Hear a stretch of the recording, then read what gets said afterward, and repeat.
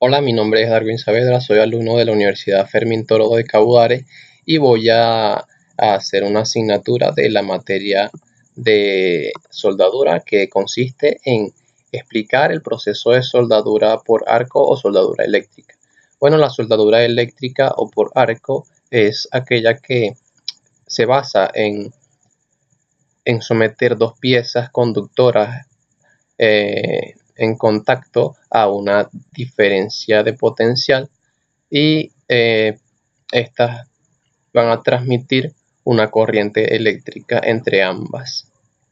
De manera que al separar estos dos elementos se va a generar una chispa que va a ionizar el aire circundante en ese momento para que pueda ser utilizado como un conductor y así no necesariamente tienen que estar en contacto las dos piezas para que siga la chispa. Tenemos que resaltar que estas tipos de soldadura es la más implementada en las industrias, ya que es de más fácil y más relativamente económicas, por decirlo así.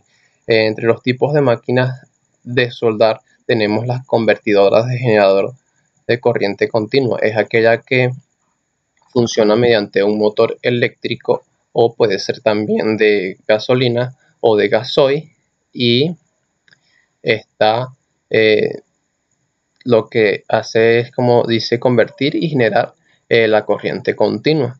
Esta es utilizada porque tiene la facilidad de implementar cualquier electrodo en ella y también porque permite soldar en cualquier posición, sea vertical, horizontal, de manera descendente o ascendente.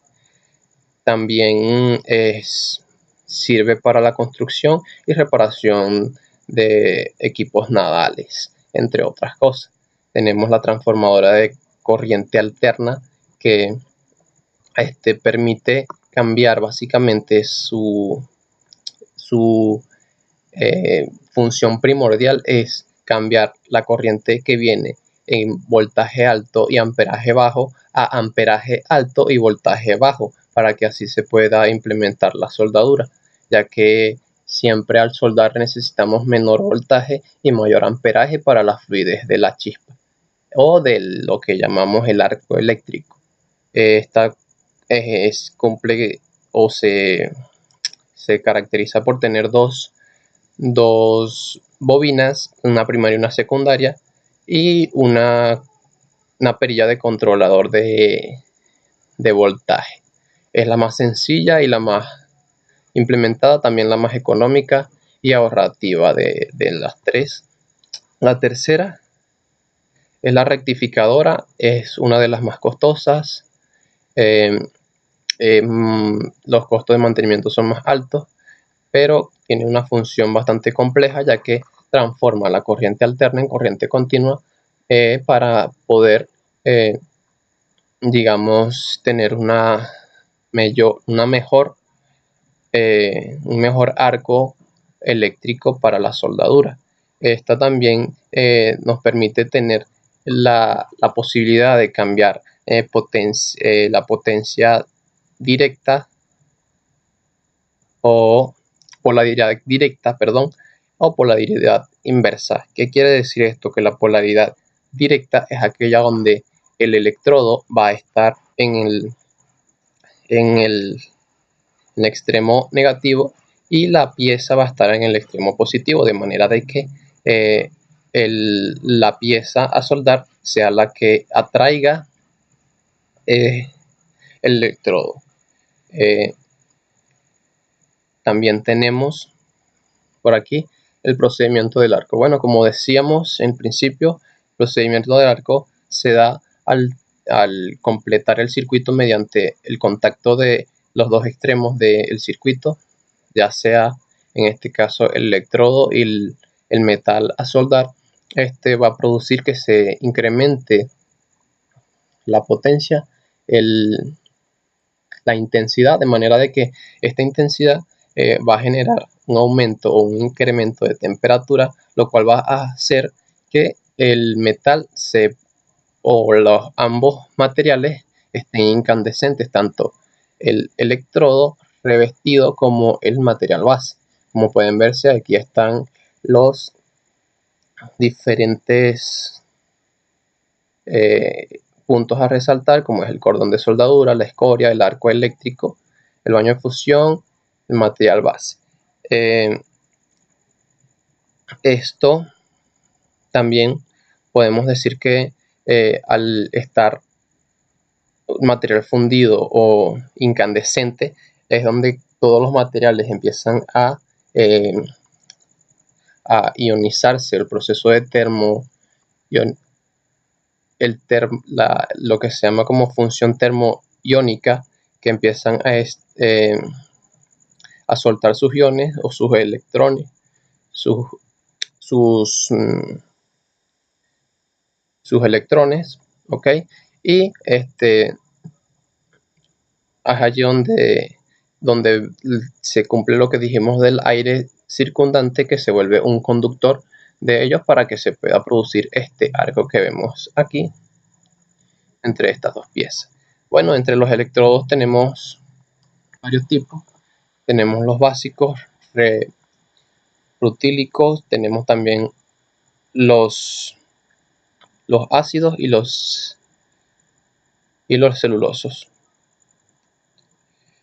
El básico es en sus características, tiene como óptima limpieza del material, arco corto y difícil de trabajar, soldadura en todas las posiciones, elevada calidad mecánica y aporte de hidrógeno muy reducido. En los rutílicos, bajo coste, el arco es estable y fácil de trabajar. El cordón es de buena estética para los que les importa esta propiedad. La soldadura es horizontal y vertical, se puede implementar en cualquier posición. Elevado aporte de hidrógeno y buenas propiedades mecánicas, pero con riesgo de grietas en la pieza.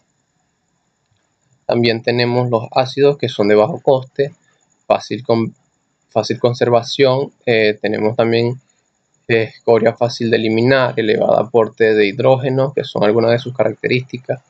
Soldadura económica y con características mecánicas aceptables. Soldadura solamente en horizontal, que sería también una desventaja si lo vemos de esta manera. Y los celulosos, que son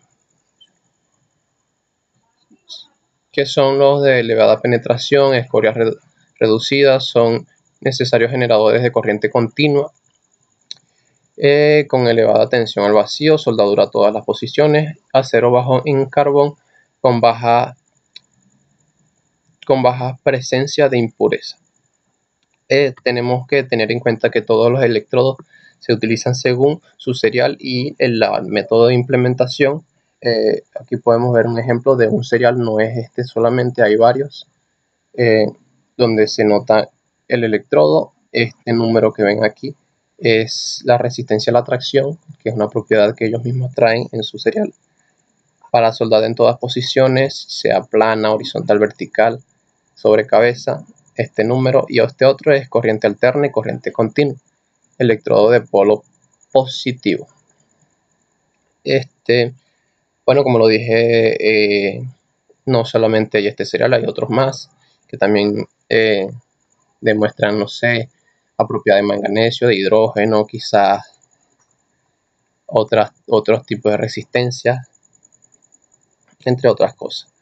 Y otra cosita que podemos aportar es que las formas más comunes en las que podemos implementar este tipo de soldadura es en las láminas.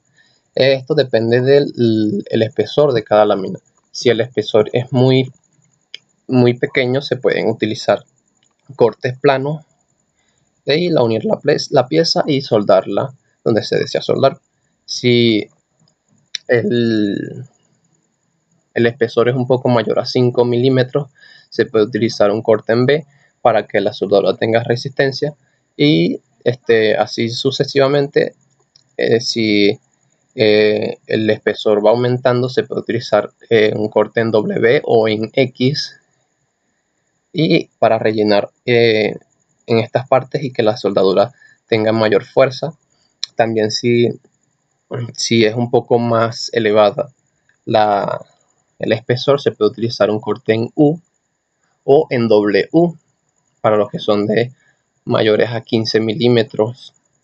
Se puede implementar. Esto también se ve en la unión en T, que puede ser un corte diagonal o doble corte diagonal o corte en J o doble J para su soldadura.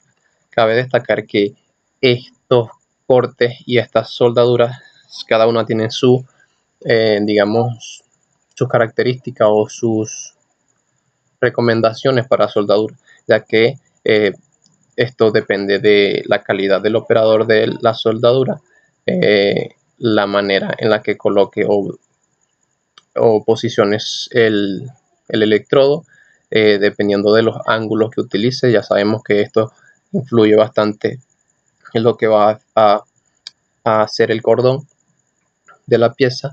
Para con mayor precisión tiene que tener una especificación del ángulo que va a tener el electrodo, dependiendo de cada una de los materiales o de las formas que van a utilizarse.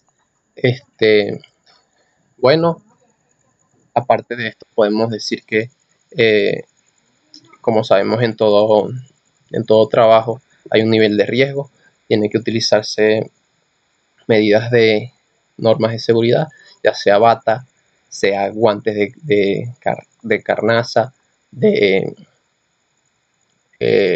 careta, sabiendo que el arco produce humus, produce gases, produce luces y luces infrarrojas que pueden perjudicar nuestra vista. Es por ello que cuando algunos de nosotros soldamos y no utilizamos careta, se nos puede quemar la cara o nos arde la vista. Es debido a esto. Necesitamos protegernos nuestra vista, nuestra cara, también nuestras manos, una bata o una braga.